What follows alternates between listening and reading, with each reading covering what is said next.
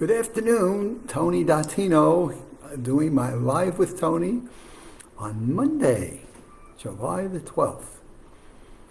And as I reflected on what I wanted to cover this evening, it comes from an agenda for a workshop that I'll be doing later this month on things that we forget or misplace or forget about. And unfortunately, we label those as senior moments. And I would submit that the things that I'm going to cover with you today actually happen to everyone at every age, as demonstrated by my grandkids on a continuing basis. So what are they? Let me start off with, where is my cell phone? I cannot tell you how many minutes I spend each week teaching you things about your memory and having to go around looking for my cell phone, to the point where I go to a landline to call my cell phone line to listen for a ring to see where I have left it. When that happens, I do not go into the state of beating myself up or calling myself a senior moment, or calling it a senior moment, or feeling that I'm losing my memory. What I go back and look at and say, did I remember to remember when I last used my phone to come put it in a consistent place, so that in that consistent place, like by the charger, even though it doesn't need to be charged, go put it there by the phone charger, so that all I have to do is go back to the phone charger and voila, there will be my cell phone. But here's what's been happening a number of times in the past couple weeks. We've been doing some visiting of a friend at a skilled nursing facility. And on our way there, on our way back, we're calling up a relative of our friend.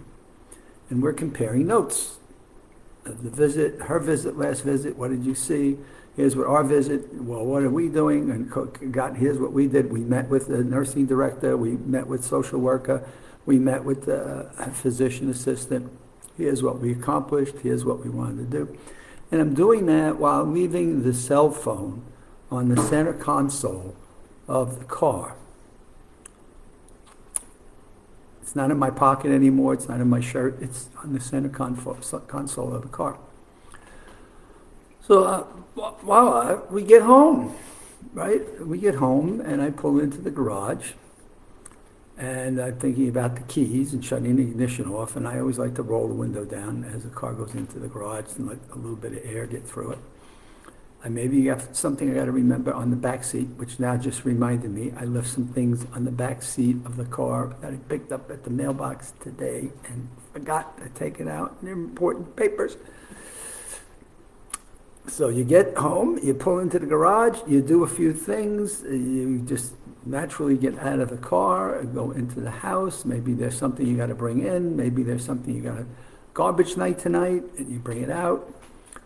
And an hour goes by, 2 goes by, you sit down, maybe you have a bit of dinner, you maybe have an appetizer before dinner, put on some television, and 2-3 hours later,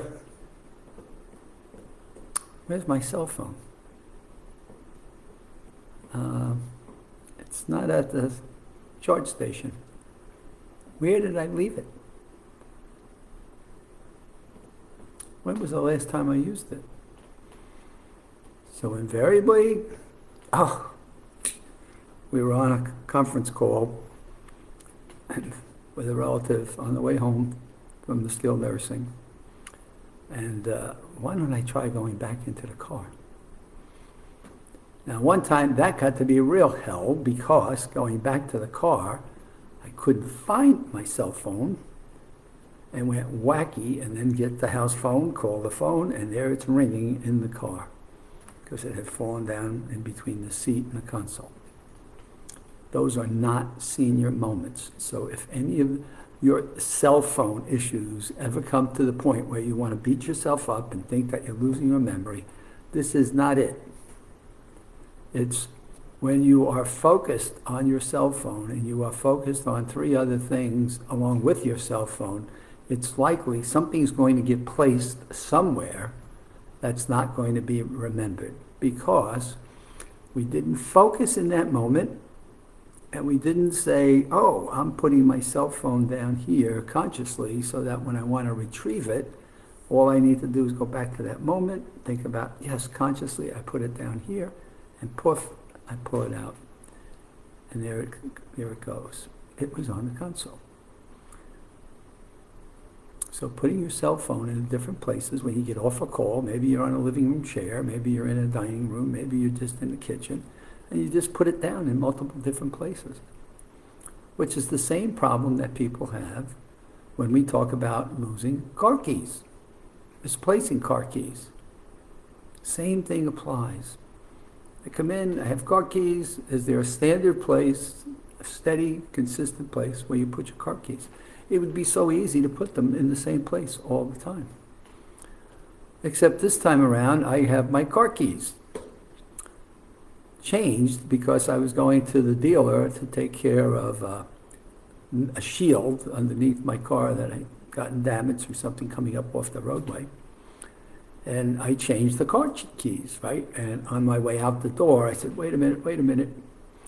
I want to go get the other set of car keys, meaning it's only a fob. There are no house keys, no mailbox keys, no personal getting the house keys on it. It was just the fob. Because that's all I needed going to the car dealer. And that's all I needed to start the car, to get the car back, to bring the car back home. So when I come back home, I put the fob where the car keys should be placed, except my car keys with the keys and the house key and this key, they are not there. Here we go again. They're not in my consistent place of where I put them, so I could go back to the drawer where I normally would leave them, go to the drawer, pull them out. They're not there. Now it's been hours. Where the heck are the car keys? This is not a senior moment. This is a case of not remembering and focusing to remember where I put the car keys. In the moment, I placed them on a shelf underneath a few papers in the garage. When I decided, I was going to leave the master set home and go back into the house and grab the fob so that I could leave the master set on the shelf so that when I came back home, it'd be an easy swap, put the other ones where I needed them, and how to grab them, and put the fob back to where it belongs, to safe storage.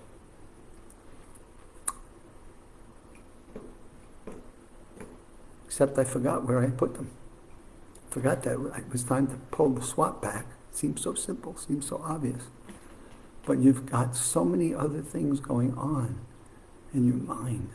It's amazing what happens to your focus and your concentration. You get bumped off and you go into a diversion of a different place. I'm driving someplace that I go to, it's automatic.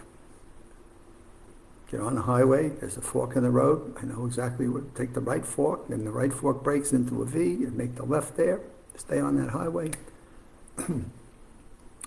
Get to the hospital for my physical therapy. Except, I'm on the phone last week. I'm talking to someone, needed focus on the phone conversation, doing a Bluetooth hands-free call. And there I go, past my turn, going in now a giant big circle because I was not focused. Now I clearly remembered which way I needed to go, but I clearly was diverted by the phone call that I had and didn't focus, and off I go. Not a senior moment. I mean, I could go on with these things all the time. It's not that I consider myself a forgetful person. I actually consider myself somebody who does well to remember when he remembers to remember.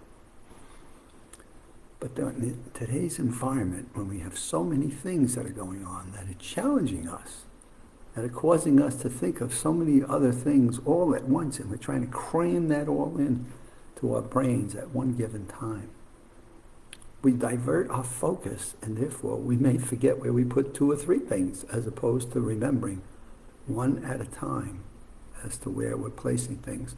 So we go back and we retrieve them when we need them. I can never tell you how many times I've been looking for my eyeglasses. It's another one of those things where at night when I go in to brush my teeth, I take them off and put them on the counter by the bathroom sink in the bedroom. Another time I may be watching television and I put them on the end table by the TV set. I may go to change something with the TV, or I may go answer a phone. Maybe I leave them someplace where I left the newspapers. I sit in a chair in a quiet place in a rocker and I read the newspapers, and maybe I get called in. The half calls me into the kitchen or my bedroom or whatever, living room, and I leave my glasses down where I was just reading my newspaper. And a half hour goes by or an hour goes by, and here I go searching around the house looking for my eyeglasses. Because one time they're in the bathroom, another time they're next to the sofa, a third time they're next to a chair with the newspapers. God help me if I put the newspapers over the glasses. Now it's real fun to try to find them. And the most embarrassing of all this is there are times when I have my glasses and I'm looking all over for my glasses and they're on my face. I'm looking for them. I say to my other half, I can't find my glasses. And she looks, she says, you're choking me, right? All of the above that I just covered in my Live with Tony today are not senior moments. They're moments of time where we are so wrapped up into our thinking of a problem or an issue or a conversation or something that's really got our full attention and full focus, that we're now subconsciously dropping our keys or our glasses, or we're looking for our credit card. We're doing something that just diverts us. It diverts us away. We put our cell phone down. We're diverted by something else. And as a result, in those diversions, we aren't focused in the point of remembering to remember where we're putting things. A lot of the interesting things of what I share with you have come from a number of live workshops we've done with seniors, with middle-aged kids, high school kids, parents with their kids. And these are some of the things that people are just so caught up in such a frantic pace of living in today's world that we aren't always focused on focusing to remember. And in our Maximum Memory Mastery online course, we're trying to get people to understand some of these things, and we're trying to get the message out to a broader scale, a much bigger population, and letting people know memory is a skill that you can learn to improve at any age. At any age. And over again, we're beating that drum, and we're going to keep beating it until we get enough of people to realize there are skills, and you can learn those skills. If you wanted to, first, if you believed, you could. Second of all, if you found out what they were, what were the methods. And third of all, you took the time to learn the methods and then practice them. And I always love when people say to me, well, that's not going to work. I say, well, how do you know? Well, I just know it's not going to work. Well, have you tried it? And the answer is usually no. But then how are you going to know if it's going to work if you aren't going to try it? So we take these messages, we're getting them out to more and more people. We also have them converted. Tina.Tino is just doing a fabulous job of converting our messaging and putting it onto YouTube. For those of you that have friends that are not Facebook fans, send them over to YouTube. And look under USA Memory Championship, Live with Tony, and they can listen to them as well as you can on Facebook. They can listen to them on YouTube.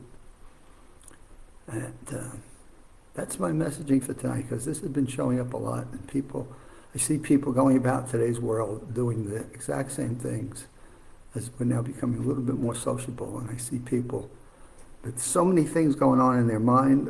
How many times do you forget to put a mask on, and you have to be sent back to your car or wherever you are to go back and put your mask on? We've got a lot going on in our lives today, and don't beat yourself up with this thing called senior moments. It continues to be my goal to eliminate the term, because you're not having senior moments.